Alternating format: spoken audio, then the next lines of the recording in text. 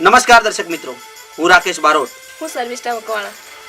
आज સુધી તમે ખતરો કે ખિલાડી, ખિલાડીઓ કા ખિલાડી, ખિલાડી 420, ઇન્ટરનેશનલ ખિલાડી બધું જ જોયું હશે, પણ અમે તમારા માટે લાવીએ છીએ પ્રેમનો ખિલાડી।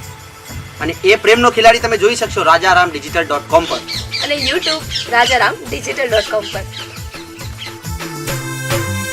ये धमधमाट वागे बेंड ताल परनी गया बदा मारा यार लगन मारा चारे थाल